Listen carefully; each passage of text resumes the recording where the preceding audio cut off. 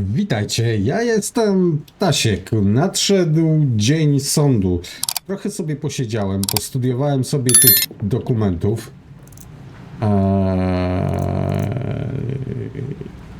O, tutaj jeszcze możemy zrobić. Dobrze, pozmieniałem sobie, może tak, po kolei. Co mi przyszło do głowy studiując te akta? Trochę rzeczy musiałem sobie potłumaczyć. Z ważniejszych rzeczy, jeżeli chodzi o tą broń, to tylko niestety pan, jak on się nazywał, ten miał broń o kalibrze 7,8. On miał numer 332 i on miał Browninga 1900. Teraz nie pamiętam, który był który, ale wiem, że to był ten 8 mm i 9 mm. To była broń tych pozostałych. To sobie prześledziłem. Zaznaczyłem sobie ważne rzeczy. Nie wiem, czy one mi się tu przydają, czy nie. Mam nadzieję, że tak.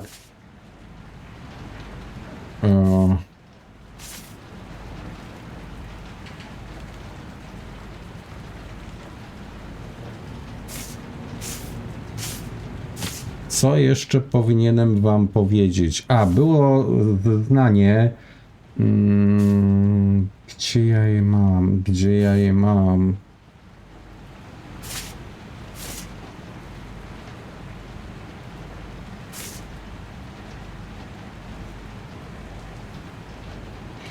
Siket.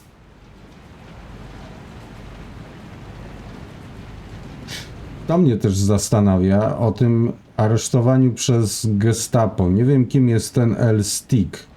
Więc to znaczy, ten dokument nie wiem, czy będzie mieć jakieś znaczenie, czy nie. Ale zobaczymy. Moment.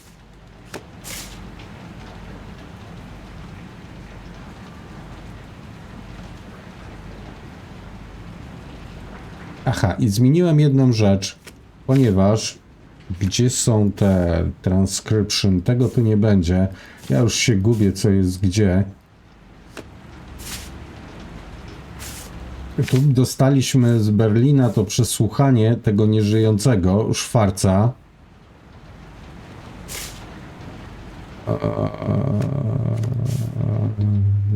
Gdzie to było?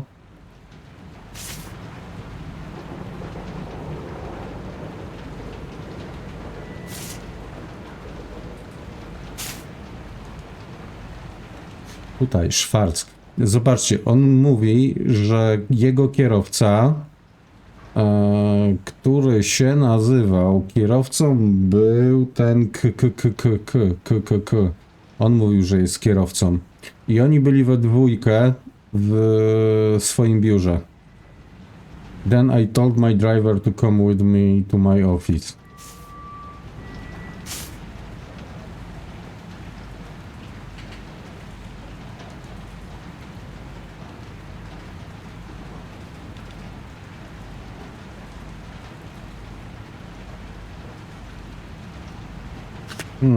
Nie widzę tego w przesłuchaniu, ale on... Aha, jak opowiadał. Jak opowiadał, przecież mówił, że on był kierowcą, nie? W związku z tym zmieniłem sobie trochę ten plan. Gdzie jest ten plan? Gdzie jest ten plan? Okej. Ten wydał rozkaz, ci byli w gabinecie. Klebic poszedł do niego do gabinetu, a tutaj był tylko ten Schicket i Faltman. Odmówił rozkazu, ten zaczął go terroryzować i Schicket, myślę, że go zastrzelił, no bo tylko on miał taką broń. Natomiast jeszcze coś, co mnie zastanawia.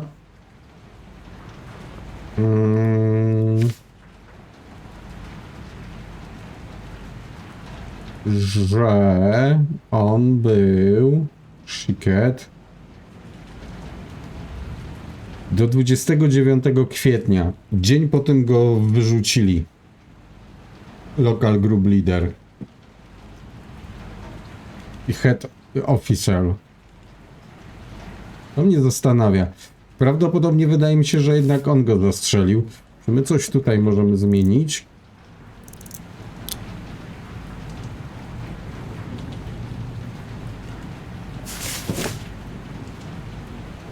Nie wiem, czy ja to muszę dać.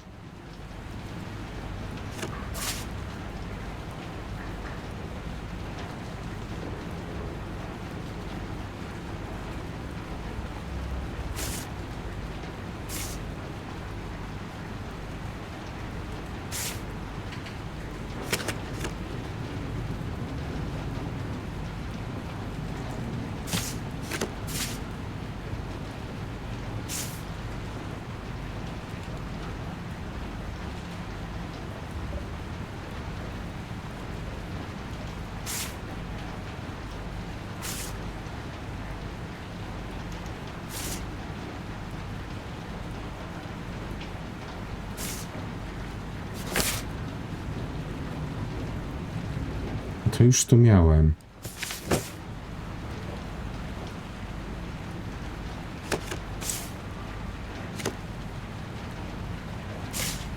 Nie wiem, w jakiej kolejności to mam zrobić.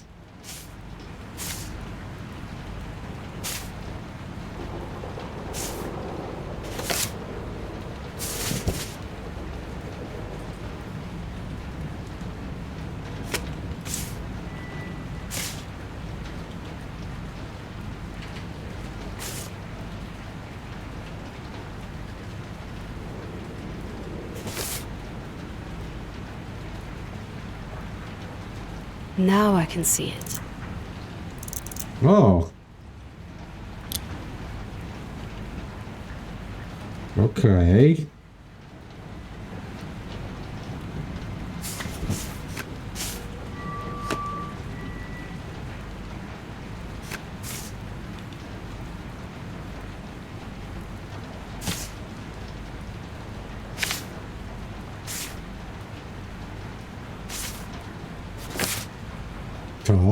To są można to sprawdzić.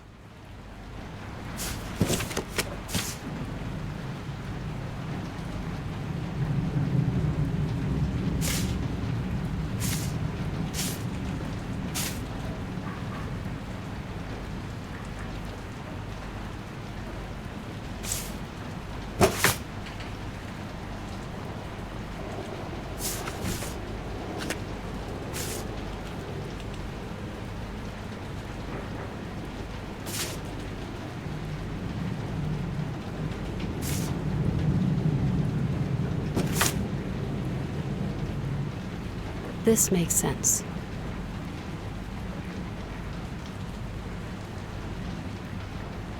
Może...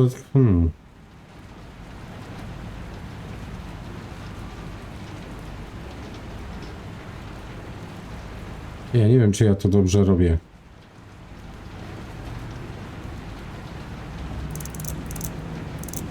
To ja mogę iść jeszcze porozmawiać z naszym kolegą.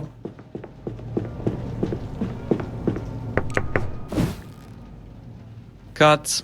Peters, Nie mogę. thank you. That's all.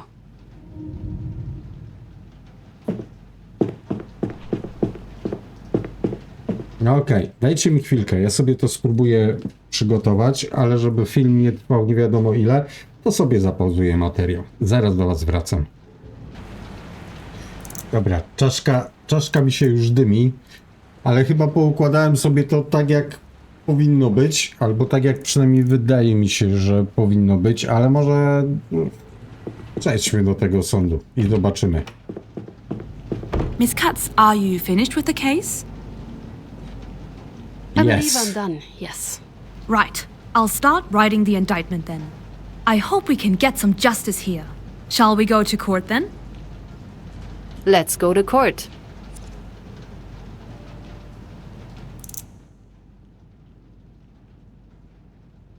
Investigation is complete. You have to go to court to present the case in front of the jury. The court day will automatically begin after the end of final day. Okay. Czyli już idziemy do sądu.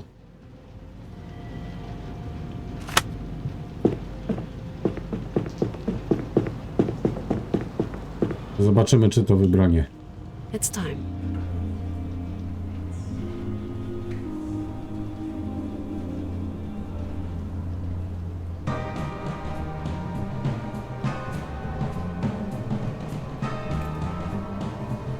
Order. Court is in session. In the case of the German people against members of NSDAP local group Munich, the defendants stand accused of the murder of Hans Naumann. Judge Ernst Braun presiding, with counsel Esther Katz speaking for the prosecution. Counsel Rudolf Scham representing the defendants Kiebitz and Faltmann. And counsel Sigmund Hauptner representing the defendant Schickert. How do you plead? Innocent. It's not guilty. Not guilty then. Not guilty, of course. This whole investigation is a farce. Not guilty, Mr. Chairman. I call on the prosecution. Miss Katz, it's time to present your theory. Thank you, Mr. Chairman. His name was Hans Naumann. He was 77, retired. Innocent. He had a wife, Mrs. Ludmilla Naumann, whose testimony you've heard today. Together, they lived in a small house in the suburbs of Munich. A simple, small family, like so many others. They had an adult son, Jan. He was staying with them at the time. He wanted to help them around the house. At least till the end of the war, he'd say. On that morning, none of them could know that in only 2 days, their nightmare would be over. 2 days. 48 hours. That is, if not for the accused. Mr. Chairman, on April 28th, Hans Naumann was shot dead.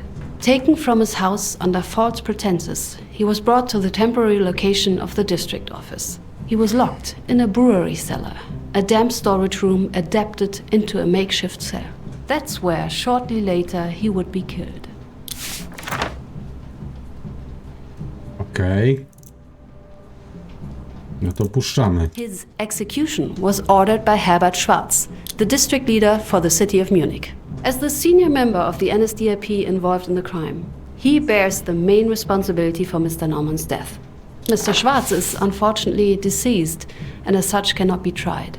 This does not, however, absolve his subordinates of their culpability. Thank you, Miss Katz.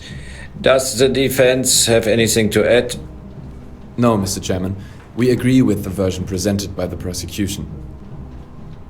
See, it was all Schwarz. That's right, we were just following his orders. Silence. Mr. Scham, please remind your defendants of the appropriate behavior in court. Let the record show that the prosecution and defense are in agreement. Let's proceed. Miss Katz.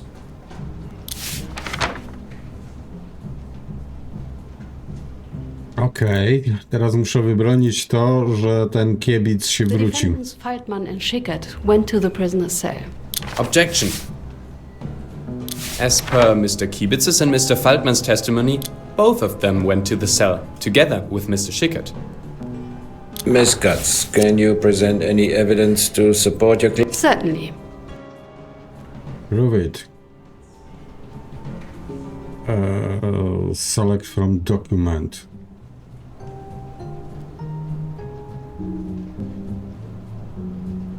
I tu mamy tak, że na tym przesłuchaniu Schwarzmana było, że wrócił się do niego kierowca. Wiemy, że Herman był kierowcą, dlatego dałem jego dowód. I zeznanie Schickerta, że weszli tutaj we dwójkę.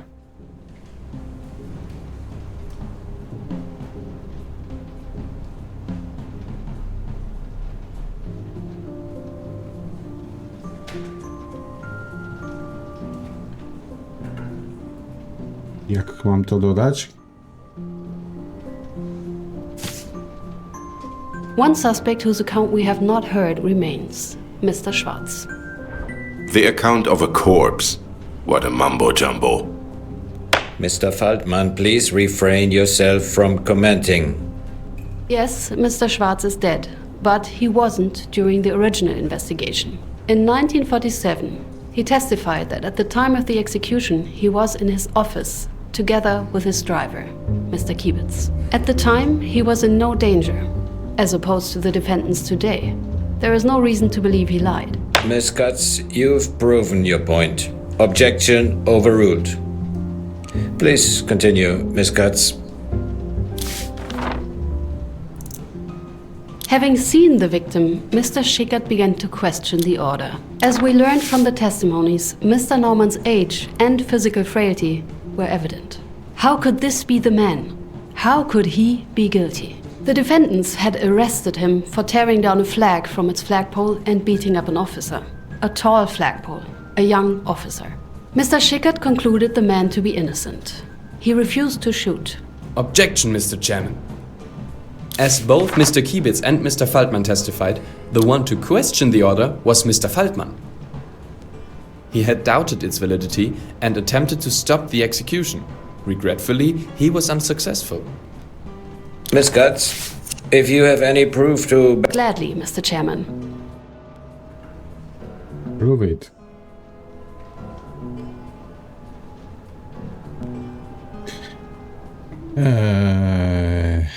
No tak, mamy przesłuchanie Schicketa. Mamy... tu jest co? To, że jego wywalili. No i wyższego zwierzchnika.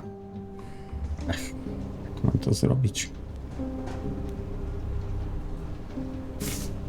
This testimony backs my version, but it's contradicted by the other suspects. I present something else to prove my point.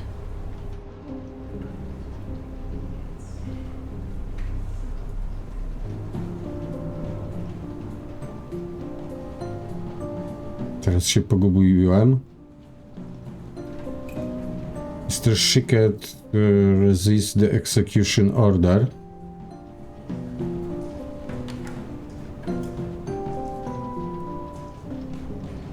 Muszę sobie przypomnieć mój tok myślenia.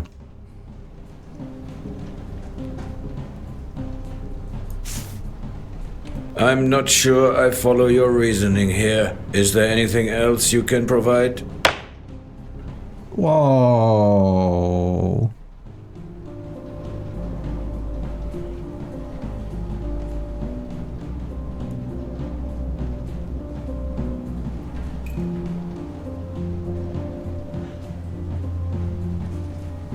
To pierwsze widzę.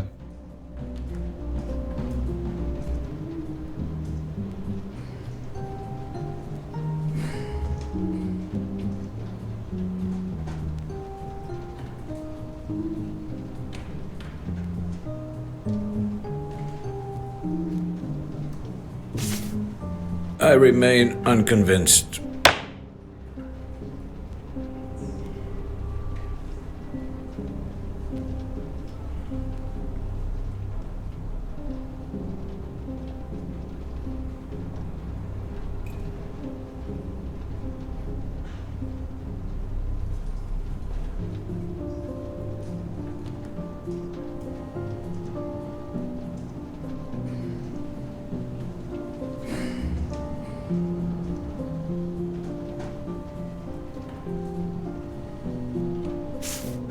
Gubiłem się.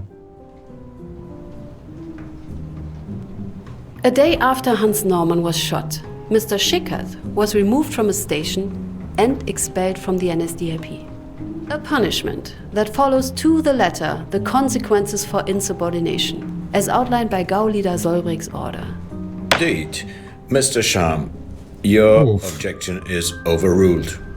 Miss Katz, if you would. With the doubts voiced, threats were soon to follow. Threats by Mr. Faltman. He wasn't going to allow for this sort of insubordination.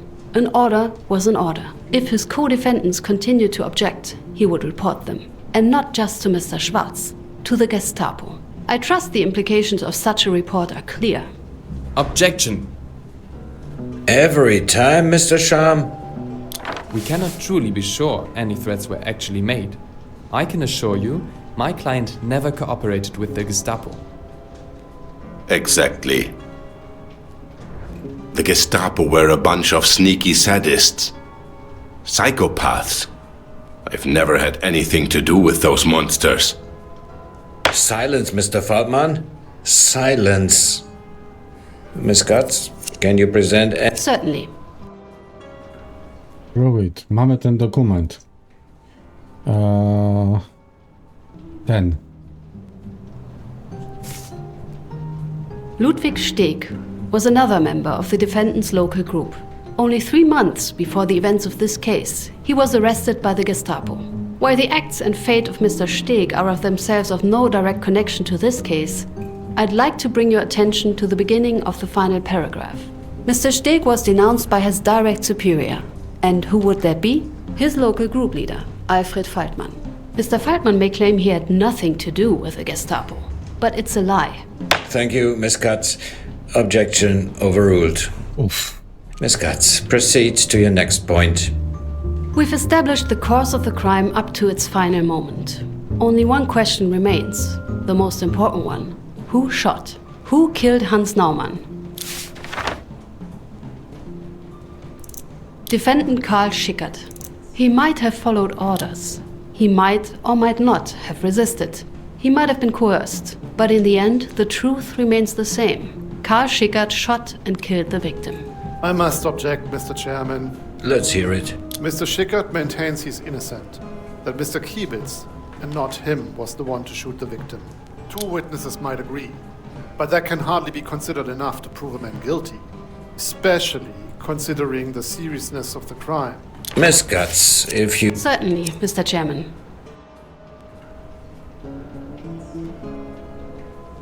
Broń.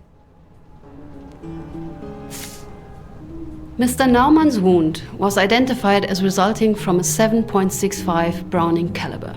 Only one of the defendants had a weapon with that caliber. An FN Browning model 1900 was given to the party member number 5186332, the defendant Karl Schickert. Very well. I consider your claims proven. The prosecution presents a solid case. Before we proceed, Miss Katz, Mr. Scham, is there anything else you'd like to bring to this court's attention? Yes, there is, Mr. Chairman.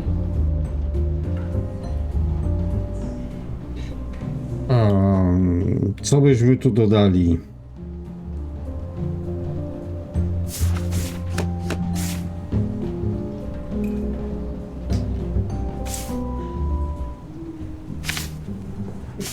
Chciałbym tu dodać... Gdzie ja to mam? Tak, rozmowę z tym Szwarcem. Bo on tutaj pisze... to było tu, czy nie? Leader of the local group. I...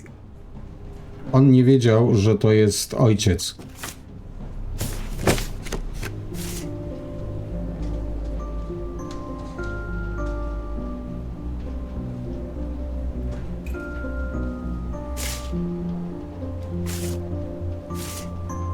Tu. To jest to?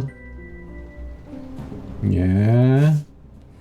On tutaj wydał takie oświadczenie.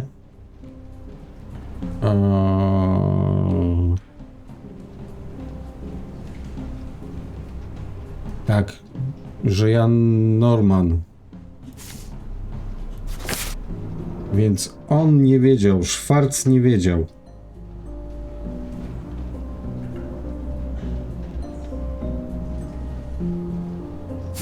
Nie wiem, czy coś jeszcze mogę dodać.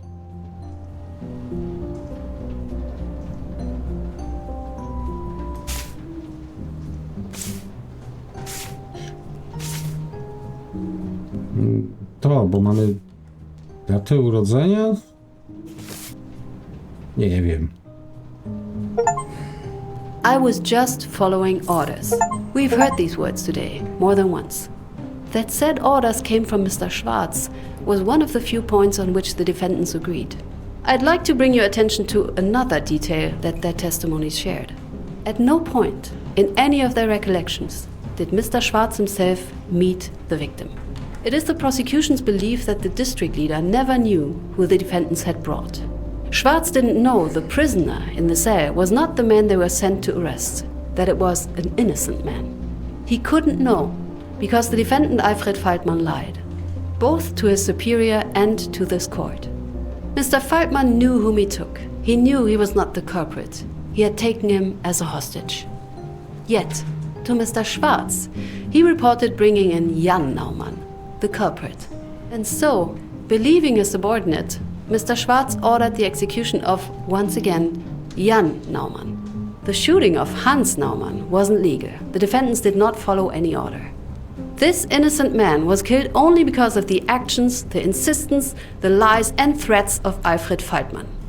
Mr. Chairman, the prosecution asks you to find the defendant fully culpable for this death. Some serious accusations, Miss Katz. What motive did the defendant Faltmann have for this?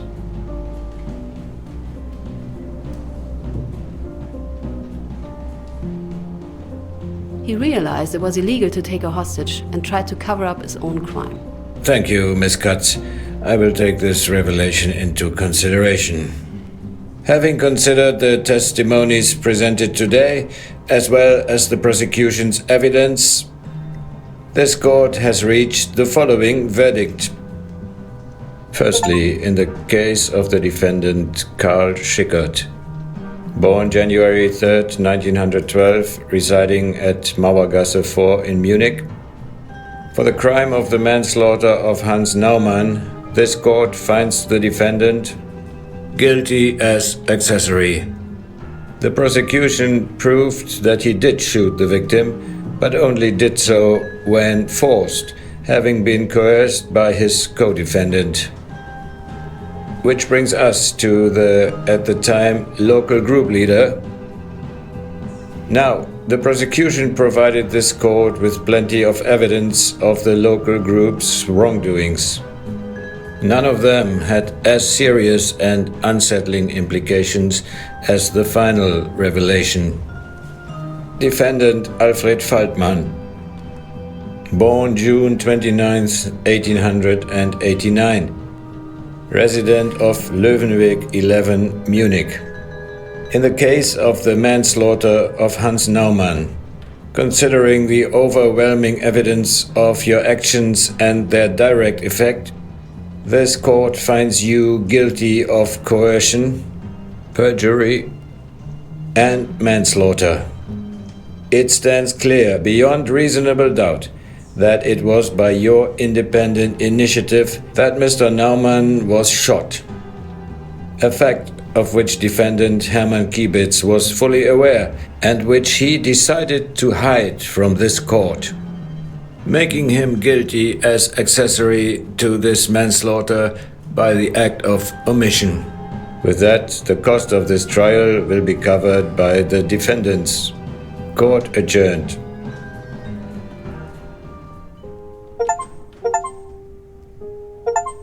Ło, ale sypnęło osiągnięć na Steamie. Ten dostał 5 za ukrywanie, 15 za tą zbrodnię jako główny winny i ten dostał 5. Real case summary contains spoilers for the solution of the case in the game. If you want to play the case again to get a better writing, recommended not reading the summary yet.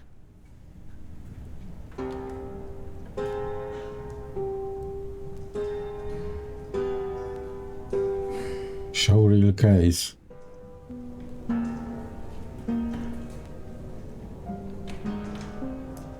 Chyba za bardzo mi się mózg przegrzał.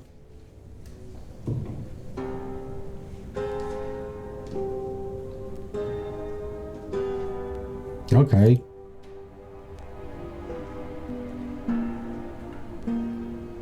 Pięć. Wszystko odkryłem. Okej. I've heard those words many times. The courtroom may change the faces, the clothes, the crimes.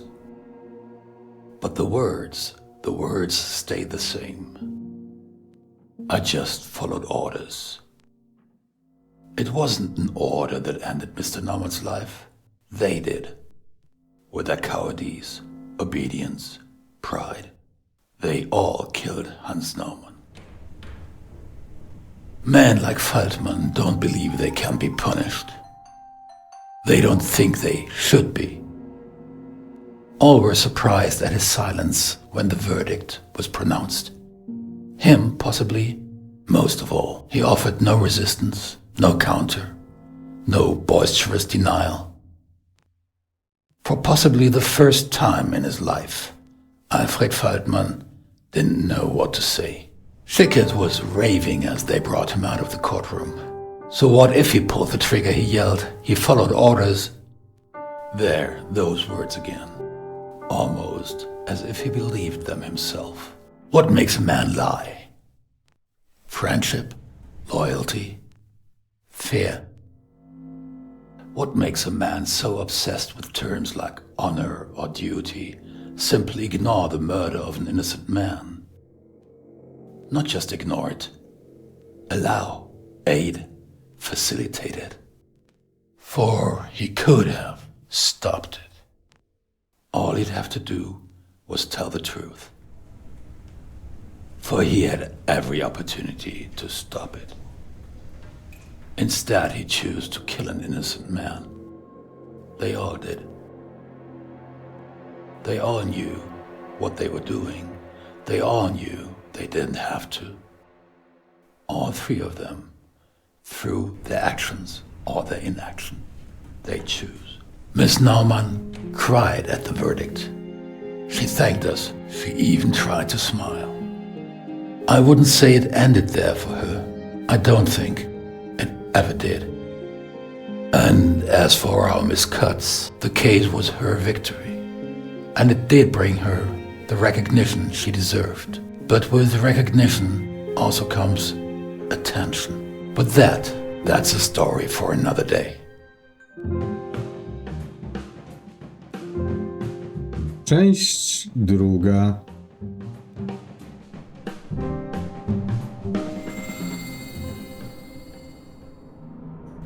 Esther, come on!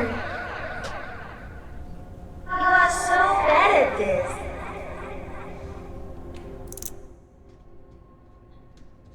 Nie wiem, czy mogę... nie mogę zapisać teraz gry. Moi drodzy, ja muszę sobie zrobić przerwę z tą grą. Czytanie tych akt, muszę przyznać, że trochę mnie umysłowo wymęczyło. Ale jeszcze wrócę do gry. A wy, jeżeli jesteście ciekawi, co będzie w drugim rozdziale, zapraszam was na następne odcinki. Zostawcie łapkę w górę, komentarz, subka. Dajcie znać, jak wam się w ogóle gierka podoba. No i co? Do zobaczenia na następnych materiałach. Trzymajcie się. Cześć. Pozdrawiam was. Stasiek.